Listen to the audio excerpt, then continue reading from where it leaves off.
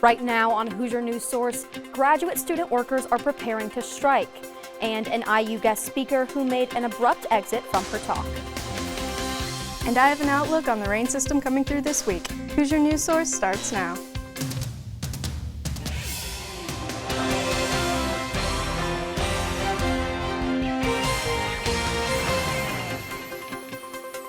Hello and welcome to Hoosier News Source. I'm Olivia Oliver. Graduate student workers may go on a strike next week to demand better working conditions. The IU Graduate Worker Coalition has been trying to unionize since last December, but the university has repeatedly denied their requests. Over 800 graduate workers have signed a pledge to strike, and around 300 faculty members have pledged to remain neutral. A strike could mean that many courses across campus would be temporarily canceled. The union is fighting for a living wage, an end to fees, improved benefits, an effective grievance procedure, and fairness for international students. IU Graduate Worker Coalition Media School representative Cole Nelson says that the union is about more than just fair pay. Having a union, having an official mechanism to sit down with the university, conduct regular conversations, regular negotiations with the university allows a consistent means for graduate workers to have their voices heard and have their concerns met. Graduate students will vote on whether or not to strike Sunday, April 10th. Pending a majority yes vote, the strike will begin on Wednesday, April 13th. Graduate student workers aren't the only ones who have been expressing discontent with the university this week. HNS reporter Elizabeth DeSantis is on the southeast side of campus, where the Jacobs School of Music students are taking a stand against institutional apathy towards sexual violence. Thank you, that's right. I'm here at the IU Jacobs School of Music, where over 100 students have gathered to protest sexual violence on IU's campus, specifically within the Jacobs School of Music. Students have gathered here tonight, despite the rain, to hold signs declaring that they won't play with abusers, while others have stood in front of the crowd to share their own stories of survivorhood. Leadership from the crowd tonight are calling on IU administration to take accountability for the rising toll of sexual violence on IU's campus this year. I'm Elizabeth DeSantis. Back to you. Thanks, Elizabeth. This past Friday, conservative commentator Ann Coulter left early from a talk she was giving at the Wittenberger Auditorium in the Indiana Memorial Union. I was there as it happened. Conservative commentator Ann Coulter walked off stage in the middle of answering a question during her talk at the Wittenberger Auditorium. Coulter said the questioner was about to call her a bully or mean before moments later saying she had a flight to catch and did not have time to answer. We're long over the schedule. I'm catching a plane if you care. Okay, you're screwing everybody in line. Well, what you're saying now is taking longer than my question. Okay, thank you. Good night, everybody. The questioner said she never intended to upset Coulter. I did not expect her to walk off the stage like that. I expected a little more maturity. So I apologize to anyone who I affected by ending the event early. That was certainly not my intention. Especially because she started the evening off by saying that she would welcome any kind of questions, and she didn't seem really welcoming to my question. Joining us now with the latest on this week's weather forecast is Mia Keller. Mia? Thanks, Olivia. As we can see on the map, a cold front will come through the area on Wednesday. Here in Bloomington, we can expect to see showers throughout the day.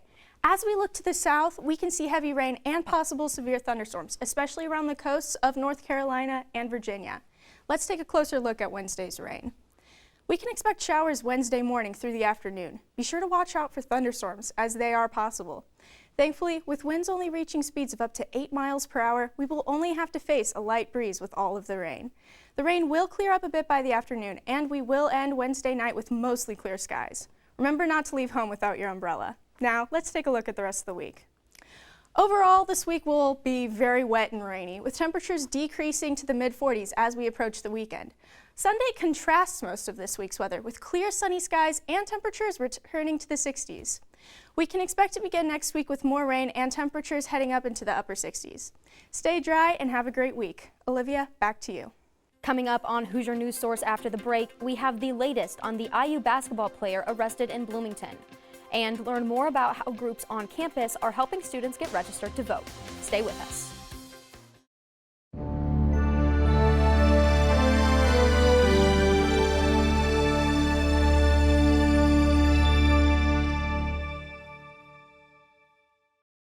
Welcome back. HNS reporter Callie Lichter joins us in studio with the latest on international news. Callie? Thanks, Olivia. Attacks in the Ukrainian city of Bucha over the weekend revealed the terrors of Russia's invasion on the country. Many news outlets are describing the scene in the small town outside of Kyiv as a horror movie. Bodies have been found on the streets of the city, some with evidence of having been killed at close range, along with signs of rape, torture, and burning. Russia has denied any claims of targeting civilians. The bodies have been there for around a month, but are just being found as Ukraine has begun recapturing towns from Russian forces, one being Bucha. Other national leaders, such as U.S. President Joe Biden, Canadian Prime Minister Justin Trudeau, and Foreign Affairs Minister Melanie Joly, have publicly condemned Russia's actions. The Peruvian government imposed a curfew in the country's capital yesterday as anti-inflation protests turned violent. President Pedro Castillo announced in a national broadcast that citizens would be restricted from leaving their homes in the capital city of Lima from 2 a.m. through 11:59 p.m. of Tuesday, April 5th. The protests began Monday after fuel and fertilizer costs continued to rise due to Russia's invasion of Ukraine. The Peruvian government reported that at least 4 people have been killed due to the protests. And continuing on in South America, a brutal prison riot in Ecuador has left at least 20 inmates dead. The Turi prison reports at least another 11 injured after the violence broke out early Sunday. The dispute started among members of a gang commonly known as the Wolves. Over 300 inmates were killed in similar incidents last year. This incident is just one of many similar events bringing national attention to overcrowding and lack of sustainable security in Ecuador's prison systems. For now, Ecuadorian officials say they have regained complete control over the prison. And that's all for Around the World this week. Olivia, back to you. Thanks, Callie. IU men's basketball senior guard Xavier Johnson was arrested on Sunday morning, according to the Indy Star. Monroe County Correctional Center records show that Johnson was charged with resisting law enforcement and reckless driving. He was released from Monroe County Jail at 10:32 a.m. on a $2,000 surety and a $500 cash bond. The arrest came around 3 a.m. Sunday after a Monroe County Sheriff's deputy chased a Dodge Charger driving 90 miles per hour down North Walnut Street in Bloomington. The driver refused to stop, according to a report from Wish TV. Johnson, the driver, switched seats with the passenger, Lee Mariotti, who was charged with false informing. Mariotti was released with Johnson that Sunday morning, and senior guard Parker Stewart was also in the vehicle during the incident but was not charged. College students voted at record highs in the 2020 presidential election, with over 2/3 of students filling out a ballot. With midterm primaries just around the corner on May 3rd, student groups have taken to campus to keep that trend going. College Democrats at IU have had tables on campus dedicated to helping students register to vote in Indiana. To qualify to register in Indiana, students must have maintained a residence in the state for at least 30 days. College Democrats voter registration director Claire Little says the voting is more important than most students realize. A lot of people think either it just doesn't really matter, they don't think it affects them personally, and even if it's just a small referendum or something like that, voting is just a huge deal, in my opinion. It's the easiest way to enact change. The deadline to register for the primaries was this past Monday, but students can still register by October 5th to vote in the fall midterm elections. Lauren Boer now joins us with the latest on IU sports. Lauren? Thanks, Olivia. This past weekend, Indiana baseball opened up Big Ten play at home against Northwestern. During Friday's game, the Wildcats had a 2-0 lead through 6 innings. At the bottom of the 7th, the Hoosiers' offense came to life, sparking a 5-run comeback to win 5-4.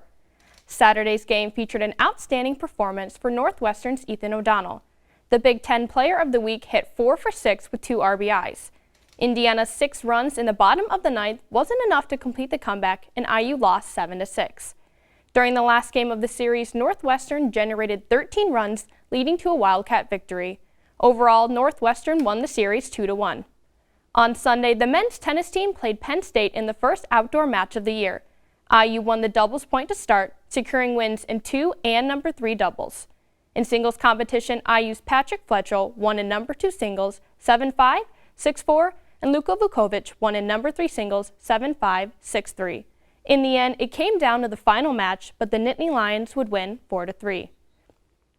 Coming up in IU athletics, the men's tennis team travels to the Mitten State to battle the Michigan State Spartans and the Michigan Wolverines.